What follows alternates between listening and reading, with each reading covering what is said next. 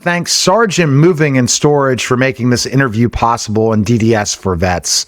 And my guest today is Gabriel Axtell. He's a veteran who helps other veterans. Gabriel, thanks for stopping by. How are you? I'm doing wonderful. Thanks for having me, Neil. All right, so let's talk about, as a veteran, I'm going to go with my good friend Sean Welsh of Vet SOS, a transition story. So talk about your transition story and how that's led to wanting to give back to vets. Yeah, that's literally the whole reason I think I'm in the industry that I'm in right now. I got out, I was retired, medically retired, I was injured, and I got out in 2020 at the height of COVID. I was on the West Coast, Camp Pendleton, California. And so I moved back to Springfield, Missouri, which was my hometown. And it had been 12 years essentially since I had been back there. In 12 years, a lot of people move and people have different lives at that point in time. So I didn't know a whole lot of people when I got back home. And it was probably the most difficult thing I had done in my life was trying to figure out the next steps. After spending 12 years in the Marine Corps and going to the units that I was at, and I was convinced that this is what I wanted to do for the rest of my life. And sometimes life has other plans. When I got out, I didn't know what the next step was. And it took me a long time and it was a very difficult road. Eventually, what happened was I had a moment where I was convinced that I didn't have a real purpose in this life. And luckily, through divine intervention, I stumbled across a veteran service organization that did peer-to-peer mentorship for guys getting out of the military and crisis intervention and prevention. And so that's how my journey into the path, that's how it started. I got done. I went through about a year-long mentorship program. And as soon as I was done, I go, okay, that was incredible. More people need to know about this, especially guys getting out. I'd love to volunteer my time to be a part of that. Eventually, it turned into a full-time role. Unfortunately, I lost a really good friend of mine to suicide. And I realized that a lot of individuals don't know that there's amazing organizations out there that really want to help. And unfortunately, there's not a whole lot of advertising for those. Advertising is not cheap. And so you just don't know what you don't know. I wanted to be a mouthpiece for that. I had my own struggles and my own trials. And now I'm here on the other side. I got a beautiful wife and 3 kids, and I get to help veterans every day. And it's my passion. And I think it's my purpose and my calling in life. So tell me about helping other veterans. What has it felt like being in an organization, helping vets and doing all this? Yeah, it's amazing. I've been able to, there's a moment in time whenever you're sitting across from somebody and you're having a conversation and you can almost visibly see it where they have hope for the first time. There's a reignition of hope. Like, hey, there's something after I had to take this uniform off that I still have a reason to be here. I still have a purpose on earth, whether that's just to be the best husband or father that they can possibly be, or maybe it's a bigger purpose. I don't know. But some people are hanging on by a thread. And then you get a little bit of hope and they go, oh, you know what? That's right. There is something here for me. And I've got to experience that firsthand with a couple individuals. I've been able to speak to a lot of individuals, several of hundreds of individuals.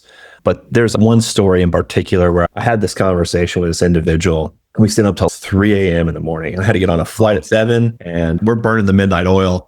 But it was a great conversation. You never know if it's going to stick, right? You plant the seed and you don't know what's going to happen. You don't know if it's going to sprout or what that's going to look like. But I actually got to see this individual 4 months later. It was the craziest thing. He walks in and I almost didn't recognize him. That's how drastic the change was. He was all cleaned up. He had lost 40 pounds and he had this amazing smile on his face. And he came up to me, gave me a big hug, and he said, I just want to thank you. He goes, my wife and I are back together. We're going to church. I have my kids home. They're now thriving in school because our family is a unit again.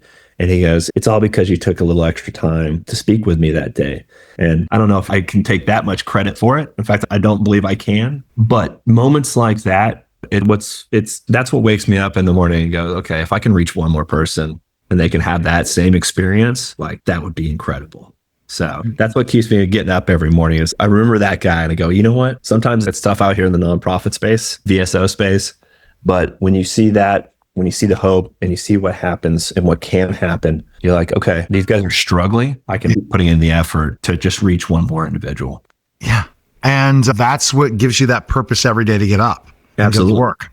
Yeah. So tell me the story of how you met Deb and DDS for Vets. Funny story is I actually moved to South Florida with my organization because we run an adaptive golf program out of the PGA of America here in Port St. Lucie. And while I was here, I had a background in mortgages. So my first career out of special operations in the civilian world was being a mortgage loan officer, of all things. Weird transition of desperation, really how I got into the industry. But I was like, it's so convenient because I'm licensed here in Florida. I can come down, I can write loans if I need to here while we're continuing to build this nonprofit. And I'm always working with veterans, right? That's my whole task. And Right. I'm doing VA home loans. That's my specialty. I love VA home loans. I love the product, and I like to educate people about VA home loans. So I looked up on Google, or maybe I chat GPT, top veteran or top real estate agents in my area that like to work with veterans. And so this list of 10 names popped up. And I hand wrote 10 cards explaining who I am and what do I do and nonprofit work, all of that. I dropped them in the mailbox and I said, okay, we'll see if anybody responds. Yeah. We'll see who all really likes to work with veterans. And it's so crazy. The only one I got back, the only response was from Deb.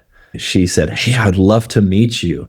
And so I looked up Deb and I realized that Deb was actually the company I was working with at the time. She actually worked with one of the loan officers that was a friend of mine. And I didn't realize it because I just sent out these letters to everybody. I go into the office and we have this amazing, I think it was probably about 2 hours where we shared and exchanged stories of how we got into the industry that we're in. And she goes, you know what? A lot of times veterans want to work with other veterans. And the guy that she works with at the same company, great guy, not a veteran, phenomenal individual.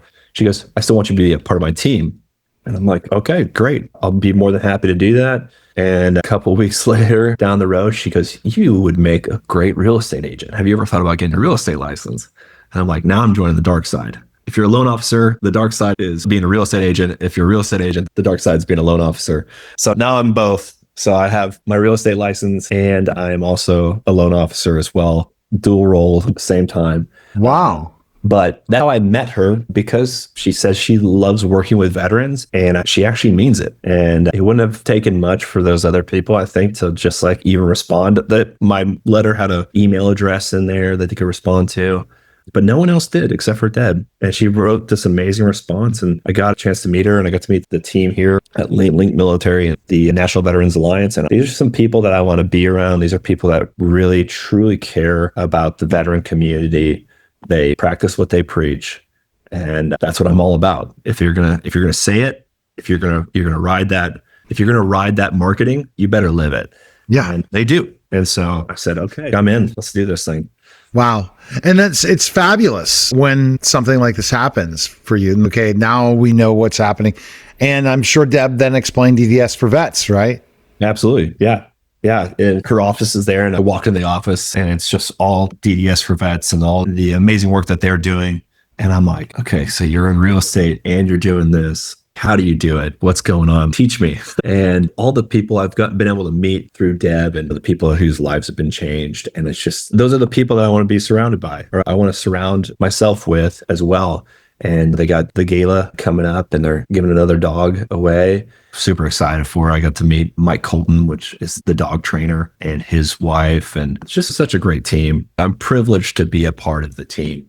I get to use also my network. I've also been in that space of peer mentorship. So I get to use that within DDS for vets as well. Because a lot of times what I found in the VSO world is everyone's competing. It seems I don't want you to talk to my donors because those are my donors. And That's too bad. Because there's one for each one of them. They each can get a donation, right? 5 or 6 of them, especially if it reaches different parts of veterans communities. And that's the thing. It's like, what is the purpose? Why are we doing this then? Is it for our organization to get the glory, or is it to actually help somebody? So all too often it's like, hey, I want people to know how many people I reach. It's kind of a silly mindset to have. There might be somebody who's an avid animal lover, right? And DDS for vets is perfect. They love dogs. They love service animals. Why not? Why not? What's the harm? If it's better to go to somebody who's doing something to making a difference than for it to not go somewhere at all. I'm a very much open book about how I feel about that, because a lot of people are very closed off about their organizations. And my goal is to help veterans. That's it. Yes. So that is my goal. It's not, no one's going to remember who Gabe Axtell is 100 years from now, except for my family and the future generations. And that's okay, because you know what? If one person can have that same generation or genealogy after they went through a crisis and they have family now and they have a name that's continued, it doesn't matter. It doesn't matter. It doesn't matter to me. I don't need anybody. There's not going to write a history book about Gabe. Yeah. So you're in the nonprofit space. What's so exciting about the gala for you? Because at least you can speak a little bit differently about it because you're in this industry. Honestly, I'm going to tell you, I'm going to be perfectly candid. My favorite parts of the gala is dressing up. That's it. Put me in a suit and a tie. My wife, like I said, she's drop dead gorgeous. And I love whenever we get to go to these formal events like that because she loves to get dressed up. And we got 3 kids and we don't get dressed up a whole lot to go to a lot of different places.